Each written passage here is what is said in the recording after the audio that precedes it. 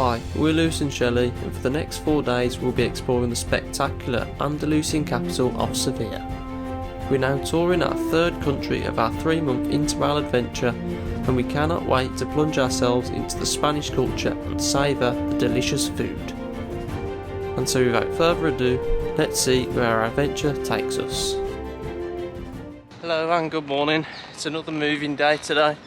So we're on the way to the train station. We just checked out of our hostel. I realised we're meant to be on the train in 5 minutes. Yeah. And then grab some breakfast and got to be at the train station for 8:30 because we're on the way to Sevilla today. So early morning again, but should be good when we get there hopefully. Long story short, we made it to the train. It was a bit of a rush. We missed the first train but made it the second train. Then we had to rush through like baggage check.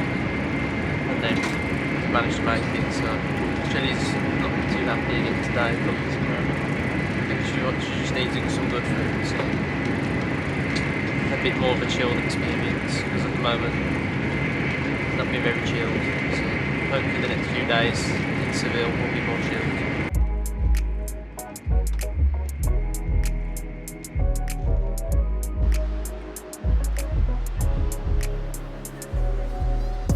Made it to Sevilla. It took us about 5.5 hours. Didn't seem like that at all, did it? No, it didn't. Flew by. I mean, I was doing loads of editing. Shelley was doing whatever Shelley does, sleeping and doing the Instagram posts. But I think we actually arrived here 10 minutes early as well. Maybe it helps driving 200 miles an hour. So we got about a half an hour bus journey to the hostel. We're going to book some train tickets first and get some food. So we're back in the rubbish Argos. Got our Argos ticket waiting to be called up. But we're not collecting any toys, so we're not very happy about that. So after an hour and a half of sorting train tickets or booking reservations, found ourselves in need of food. And where else but McDonald's again. I've got the American honey mustard burger with wedges. Shelley's gone for the chicken sandwich and yeah, and I've got an iced tea, which is quite nice. One thing to bear in mind if you do come to Spain interrailing is these reservations for the trains are an absolute ball ache. So cost a lot of money too.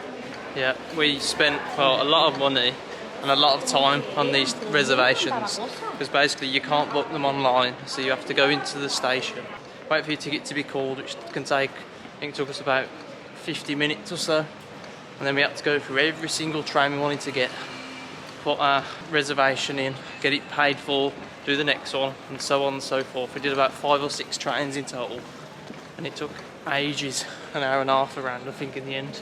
And the first time round the lady got it wrong. So yeah, we had to go back and wait again for a bit, but eventually we got there.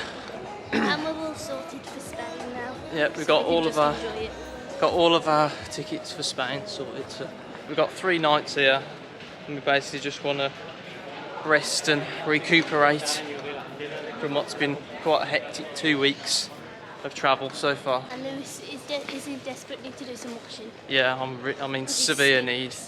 Don't stink, but my clothes probably do. Hello and good morning. Morning. So last night we had a bit of a chilled night for our standards. Pretty much just checked into the hostel, went to Aldi, did some shopping. We got some beers, which were literally like 30p. Yeah, we got some beers, went to the rooftop terrace of the hostel, and then had a couple of those, cooked some dinner, and then did a bit of work, had a little 10-minute walk around just because it was Saturday night. And then headed back. We're going to head now to the Real Alcázar of Sevilla, which is, I think it's like a royal palace of some kind.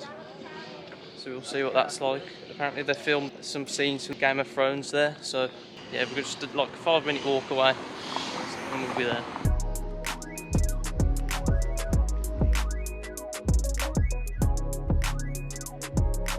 So the hostel that we're staying in is called Black Swan. Seems like a really nice atmosphere in there really. It's a very communal sort of hostel where everyone sort of comes together and cooks paella together, and they go on like flamenco nights out and stuff.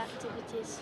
Yeah, so There's free dinners as well. it's like a big communal kitchen area, so everyone just cooks there and chats and stuff, so it's quite nice. And it was only £11 a night, which Yeah. is crazy. We can't believe how cheap it was, so which is part of the reason why we booked for 3 nights, because it was like, well, we could have another night in Barcelona, but that would cost us like £55 a night. Or we could go here for an extra night for an extra £11. So, and the facilities here are really nice as well, like proper, like rain, showers, no complaints there. This Royal Alcázar was one of the more expensive things that we've done. It was like €14 per person, but there is another tier above that you can pay €20 and you get to see the Royal Palace rooms, but we didn't do that. But also, if you do know that you're coming here, if you come on a Monday, it's free. But we tried to book last night, and for this Monday, it's already all gone. So Yeah. you need to know like a little bit in advance. Like it's available for next Monday, but not this Monday. So as part of the tour you can download a QR code for an audio guide in English, so it's quite good actually.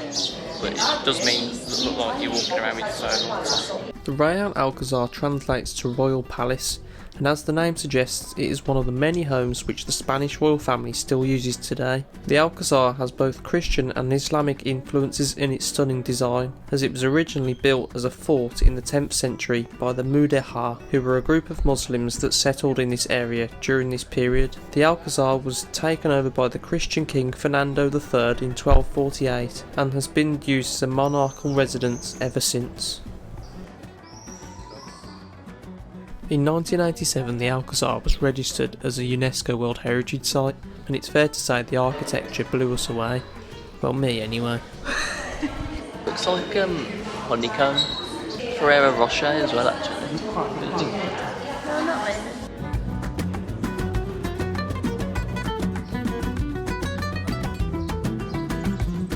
So we've now come through to the Jardins, or gardens as they're called in English, which are no better than Spanish.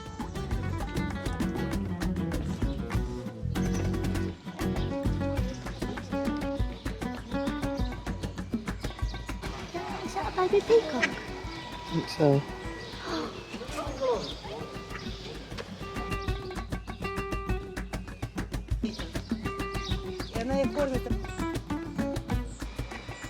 Shelley's getting at one with nature.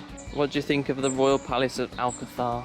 It's very, very beautiful, and the gardens are very nice too. It's got a very high level of detail everywhere.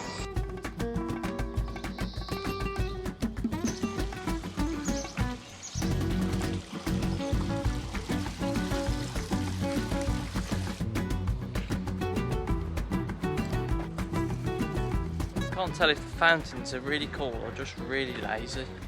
They'll just seem to just drip. Like usually fountains are like spurting out with water all over the place, but these ones are just like dribbles.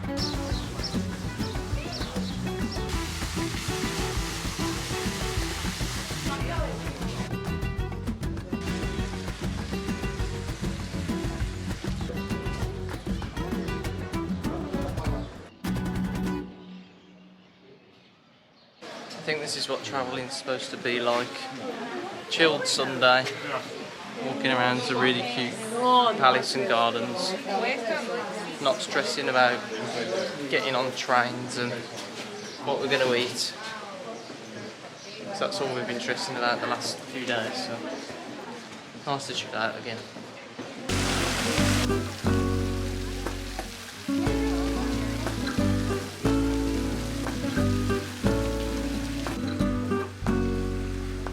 I want to reiterate, I do think it's actually good value for money.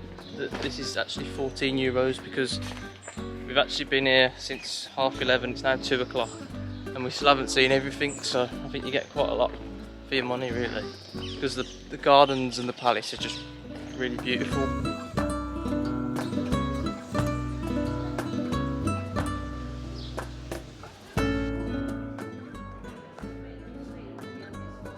So we just came inside the Gothic Palace. So far it's always really cool mosaics all over the walls.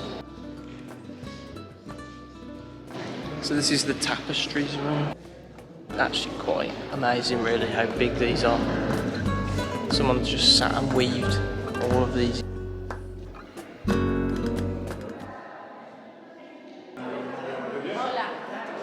When in Sevilla, have the Alcázar beer, see what it's like. Recommended by the waiter, so. Proper nice, it's really light and proper. So to go with my El Alcázar, I've gone for fried cuttlefish. And what one was yours? Pork tenderloin in whiskey sauce. Yeah, so as our Lord and Saviour Aldi is closed on Sundays, we thought we'd have a little bit of a tapas crawl. So we've been to one place called the Universal People. I'd say it was probably like an 8 out of 10 or so. I said an 8.5 out of 10. We're just going to head to the Plaza de España, or in English, Spanish Square. It's like a 25-minute walk away. Another European city Sunday and it's completely dead here again.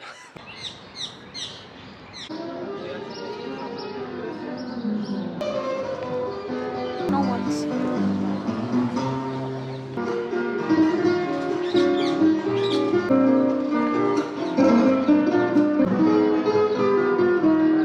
So this Spanish Square was built in 1928 and basically just built to promote Spanish technology and culture. So in each part of the square there's a reference to another city in Spain. It goes the whole way around, yeah, doesn't it? And they have their own little throne with mosaics. It's really beautiful here, isn't it? Yeah, there's a nice fountain right behind us as well. And there's also and a canal. You can get boats, which we're not going to do, but it's just really beautiful here. Yeah. And there's pequeño piscines. Plenty of pigeons, is that? I don't know. Good try. You may recognise the Plaza de España from Star Wars Attack of the Clones when Padme and Anakin visit Naboo. And by the looks of it, it looks better in real life.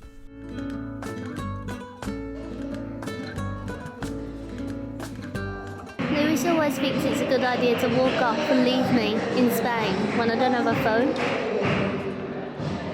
Can you stop walking off and leaving me? I'm gonna get lost.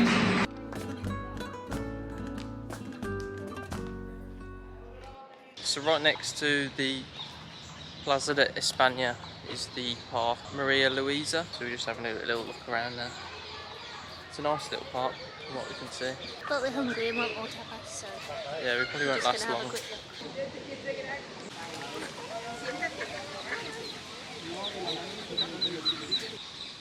Shelley's got loads of bites. We've been having a feast on her.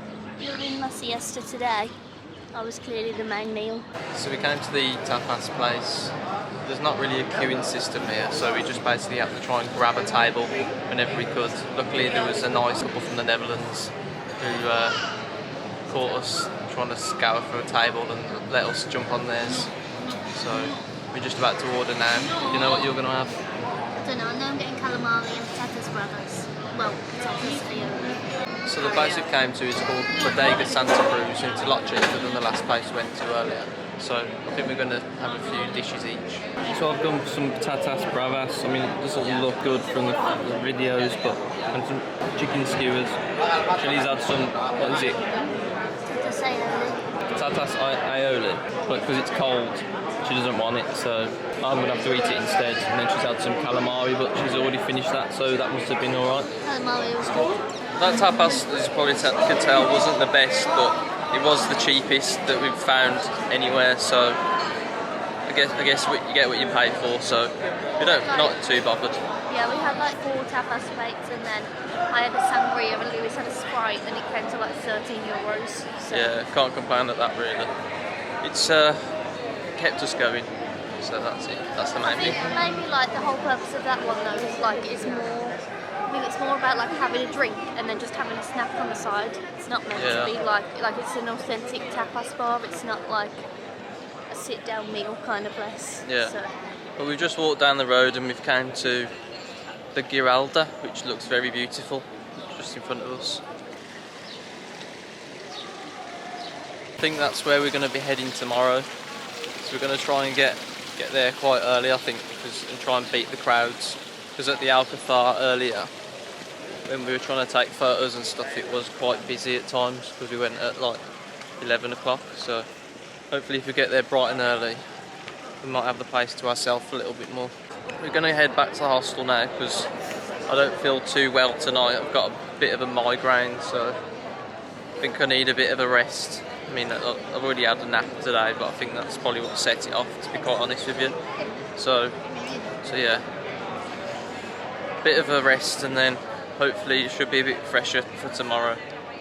So I guess all that's left to say is thank you for watching. I'll see you in tomorrow's video. Make sure you join us next time, where we'll be exploring the amazing Seville Cathedral, and we'll see just how many places we can visit for free on a Monday in Seville.